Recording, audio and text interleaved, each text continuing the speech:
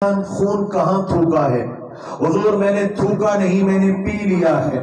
میرے آقا پاک نے فرمایا جنتی کا دیدار کرنا ہے تو مالک بن سنان کو دیکھ لو۔ آقا یہ جنتی کیسے بن گیا؟ فرمایا جس کے خون میں میرے خون کے چند قطرے شامل ہو گئے اس خون پر دوزخ کی آگ حرام ہے۔ جس خون میں خون رسول کے چند قطرے شامل ہو جائیں آتش جہنم حرام ہو جاتی ہے۔ بتاؤ وہ سیدہ وہ طیبہ وہ طاہرہ وہ عابدہ وہ زاہدہ خاتون جنت فاطمہ الزہرا رضی اللہ تعالی عنہا، امام حسن مجتبی، امام حسین شہید کربلا، ان کی شان کیا ہوگی جن کے خون کا ہر قطرہ خون رسول ہے۔ کیا بات رضا اس چمنستان کرم کی، زہرا ہے کلی جس کی حسین اور حسن پھول۔ دوستو میرے آقا مولا نبی پاک کی آل کی عزت کرنا، دل میں محبت رکھنا، ذرا برابر میل نہ آنے دینا، ان کے لیے کوئی وسوسہ اور کوئی شیطانی خدشہ دل دماغ میں نہ بیٹھنے دینا، یہ ایمان کے لیے لازم اور ضروری ہے۔ اور اگر کبھی شیطانی وسوسہ تڑپائے تو دل کو یوں تسلی دینا کہ اس نبی کی آل کے لیے تو کیسے بغض رکھ سکتا ہے، تیری نماز تب تک مکمل نہیں ہوتی۔ اللہم صلی علی محمد وعلی آل محمد، جب تک آل نبی کے در پر حاضری نہ ہو جائے۔ ازواج رسول آل رسول رضوان اللہ تعالی علیہ مجمعین، دونوں کا ادب، دونوں کی عزت، دونوں کا احترام ضروری ہے۔ اب بات کرتے ہیں اصحاب رسول، صحبت سے ہے۔ صحبت سے مراد جن کو ایمان کے ساتھ میرے آقا پاک کی صحبت میسر آئی، ایک لمحہ ایک پل کے لیے بھی میرے آقا پاک کی صحبت ملی ایمان کے ساتھ، وہ صحابی ہو گیا۔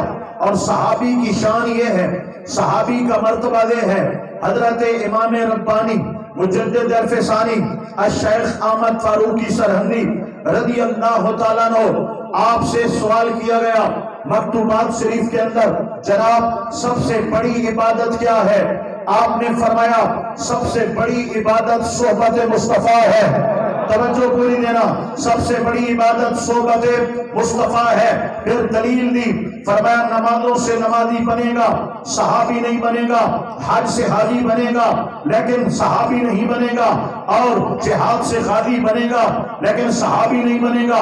دنیا کی ساری عبادتیں کر لے، ہر رتبہ ولایت پا سکتا ہے، قطبیت پا سکتا ہے، غوثیت پا سکتا ہے، لیکن صحابیت اس کو ملے گی جو ایک پل بھی مصطفیٰ پاک کی ایمان کے ساتھ صحبت پا گیا ہے۔ بڑا سبحان اللہ کے سو تقریر نہ سنے سا تکڑا کر کے تقریر تشوری کو نہیں تھی اجیاں ڈھلے تھے لگے ہو اگے تو سمیرے نال کی چل سو یہ تمہید چل دی پئی ہے، ذرا اچھا کو سبحان اللہ۔ دوستو اب یہ علماء کرام سے سوال کیا گیا اور اس بات پر اجماع امت ہے، پہلی صدی سے لے کر آج تک ہر دور کے جو علماء ربانی جین ہیں، یعنی اہل سنت و جماعت جو سواد اعظم ہیں، ان کا متفقہ طور پر یہ عقیدہ ہے کہ تمام دنیا کے اولیاء اور تمام نیک لوگ اپنی عبادت، ریاضت، زہد و تقوی، نمازیں، نیکی، خیرات، جہاد، یہ تمام کے تمام لوگ اپنی ہزاروں کروڑوں نیکیاں اور عبادتیں شامل کر لیں، میرے آقا پاک کے ایک عام سے صحابی کے قدموں کی خاک کے برابر بھی نہیں ہو سکتے۔ یہ شان میرے آقا پاک کے کسی عام صحابی کی ہے۔ صحابی صحبت سے بنتا ہے۔ ایک شخص آیا، مثال دے رہا ہوں، ایک شخص آیا ایمان نہیں تھا، میرے آقا پاک کو دیکھا، صورت بھاگ گئی، کلمہ پڑھا، مومن ہوا، جان نکل گئی، سوال ہوا، ایک پل کے لیے دیکھا، جان نکل گئی، اس کی شان کیا ہے؟ فرمایا دنیا کے تمام قیامت تک آنے والے صالحین اپنی نیکیاں جمع کریں، اس کے قدموں کی خاک کو بھی نہیں پا سکتے۔ جواب ملا، نہ نماز ہے، نہ روزہ ہے، نہ حج ہے، نہ زکوٰۃ ہے، کلمہ پڑھا، کسی نیکی کا موقع نہیں ملا، جان چلی گئی، اتنا مقام کیسے پا گیا؟ فرمایا ایک پل مصطفیٰ کی صحابیت پا گیا ہے۔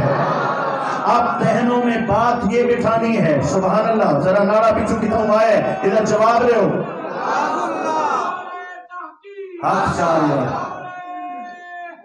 یا علی یا غوث اعظم دستگیر۔ اے بندہ کو سمجھدار ہے، تتھائیں ترتیب والے نعرے آج کل سننے تو انہاں نعرہ تکبیر تے نعرہ حیدری، نعرہ تکبیر تے نعرہ خلافت تے نعرہ غوثیہ، کام رلائی ملائی کھلوتے ہیں۔ اے ترتیب والا جنے نعرہ مارا ہے، نعرہ تکبیر، نعرہ رسالت، نعرہ تحقیق، نعرہ حیدری، نعرہ غوثیہ، تاجدار ختم نبوت۔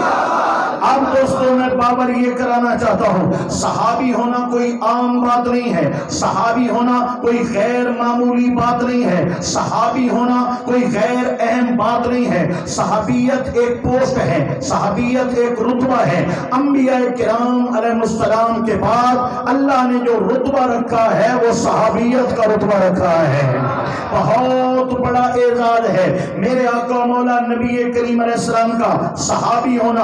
اب توجہ دینا دوستان گرامی، صحابیت کا رتبہ ملا چاہے ازواج مطہرات ہیں، صحابیت کا رتبہ ملا چاہے حضور کی آل پاک اہل بیت اطہار ہیں، صحابیت کا رتبہ ملا چاہے خلفائے راشدین ہیں، چاہے مہاجرین و انصار ہیں، چاہے عشرہ مبشرہ ہیں، چاہے اصحاب بدر ہیں۔ بہرحال جن جن کو صحابیت کا رتبہ ملا ہے ان کی بڑی مقام مرتبہ اور عزت و شان ہے۔ اب دوستو شان کہاں سے ملتی ہے؟ توجہ پوری دینا، شان والا بندہ ہے یہ ثابت کہاں سے ہوتا ہے؟ ہمارے پاس بڑی دلیلیں دو ہیں، میں اور دلیلوں کی بات نہیں کروں گا، بڑی دلیلیں دو ہیں۔ قرآن میں کسی شے کا ذکر آ جائے تو اس کو مرتبے والا سمجھا جاتا ہے، حدیث میں کسی کا اچھائی کے ساتھ ذکر آ جائے تو اس کو عزت کی نگاہ سے دیکھا جاتا ہے۔ حضور کے صحابہ وہ ہیں جن پر اللہ کا قرآن بھی گواہی دے رہا ہے، میرے نبی کا فرمان بھی گواہی دے رہا ہے۔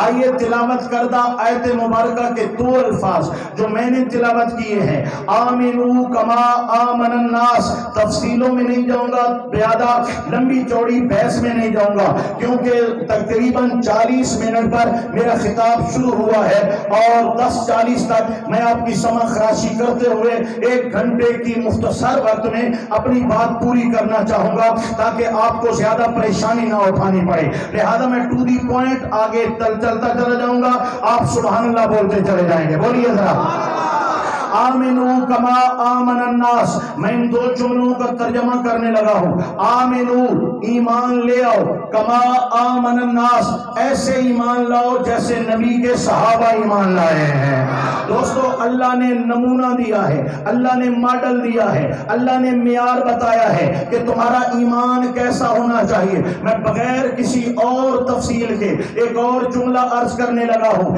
یہ نمونہ ہے ایمان کیسا ہونا چاہیے۔ ایک اور نمونہ قرآن میں دیا ہے کہ تمہارا عمل کیسا ہونا چاہیے۔ عمل ہے نماز، روزہ، حج، زکوٰۃ، اچھائی سچائی وغیرہ وغیرہ۔ ہمارا عمل کیسا ہونا چاہیے، ہمارا عقیدہ کیسا ہونا چاہیے۔ عقیدہ ایمان کو کہتے ہیں۔ رب ذوالجلال نے 2 نمونے دیے ہیں، مولا ہمارا عمل کیسا ہو، فرمایا لقد کان لکم فی رسول اللہ اسوۃ حسنہ، تمہارا عمل مصطفیٰ جیسا ہونا چاہیے۔ مولا ایمان کیسا ہونا چاہیے، فرمایا آمنو کما آمن الناس، تمہارا کردار مصطفیٰ جیسا ہونا چاہیے، تمہارا ایمان مصطفیٰ کے صحابہ جیسا ہونا چاہیے۔ لوگوں اللہ کریم نے فرمایا لقد کان لکم فی رسول اللہ اسوۃ حسنہ، یہاں پر مفسرین کرام نے بحث کی، اس سے ثابت ہوتا ہے کہ میرے آقا پاک کی زندگی کا ہر لمحہ حسین ہے، آپ کا ہر دن حسین ہے، ہر رات حسین ہے، آپ کا چلنا پھرنا، اٹھنا بیٹھنا، بولنا کھانا پینا، میرے آقا پاک کا ہر عمل ہمارے لیے نمونہ ہے کہ اگر کہیں پر میرے آقا پاک کا کوئی عمل معاذ اللہ اہم نہ ہوتا اور امت کے لیے اصلاح کا سبب نہ ہوتا تو اللہ حضور کی پوری زندگی کو ماڈل نہ بناتا، نمونہ نہ بناتا۔ حضور کی پوری 63 سالہ ظاہری حیات کے اندر ایک لمحہ بھی معاذ اللہ معیاری نہ ہوتا، اللہ اس کو ماڈل نہ بناتا۔ یہ حضور کی زندگی کا نمونہ ہونا اس بات پہ دلالت کرتا ہے کہ میرے آقا پاک کی 63 سالہ زندگی کا ہر لمحہ حسین ہے، ہر لمحہ